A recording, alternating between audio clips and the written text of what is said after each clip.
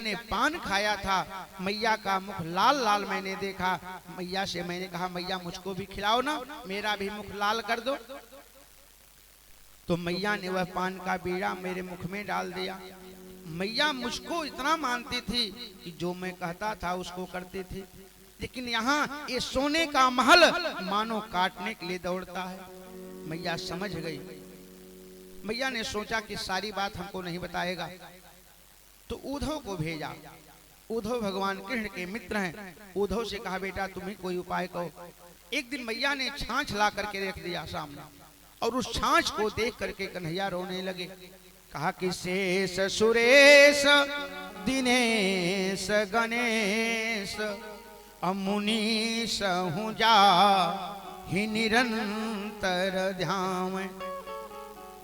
कि शेष सुरेश दिनेश गणेश अमुनीश हूँ जा ही निरंतर ध्यान।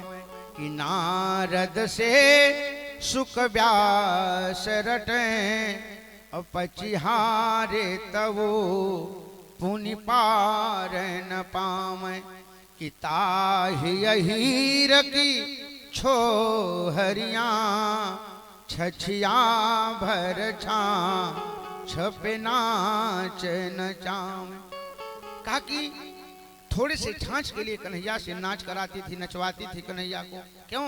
भगवान तो प्रेम के वश में है।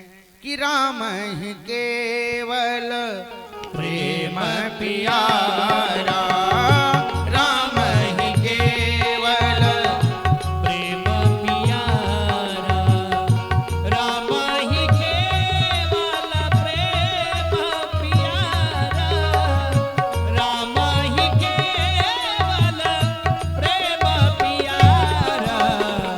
जानी ले वो जो जानी निहारा, जानी ले जो जानी निहारा। और आज उद्धव जी कन्हैया के पास आए।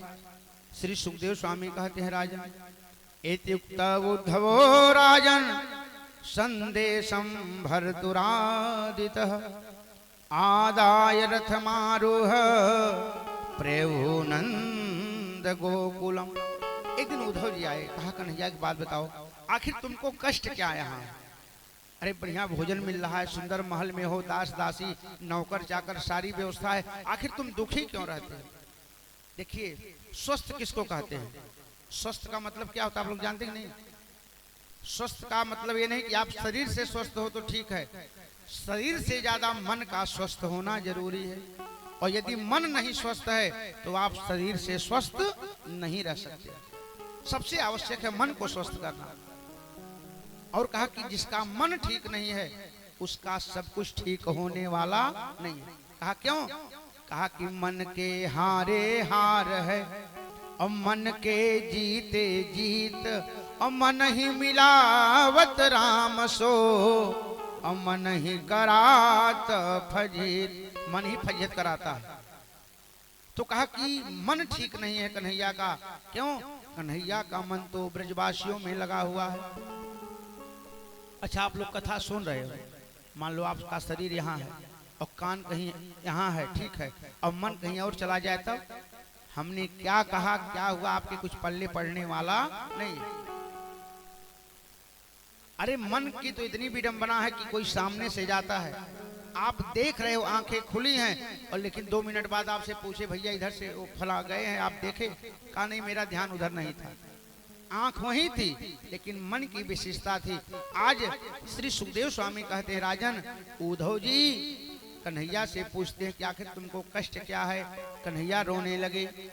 उद्धव मोहि ब्रज बिसरत नाही, उद्धव मोहि ब्रज बिसरत नाही, उद्धव मोहि ब्रज बिसरत नाही।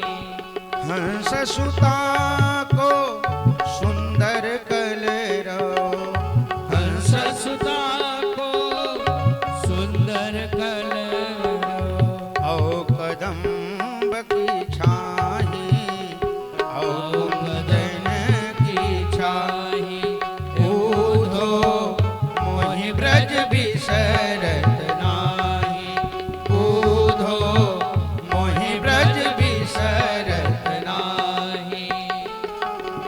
कहते हैं भैया उद्धव, उस ब्रज को मैं विस्मृत नहीं कर पा रहा हूँ। और जानते हो जब मैं आ रहा था ना, तो जब मैं आ रहा था तो मैंने गोपिकाओं से भी झूठ बोला, गोपियों से झूठ बोला, मैया यशोदा से झूठ बोला, बाबा नंद से झूठ बोला।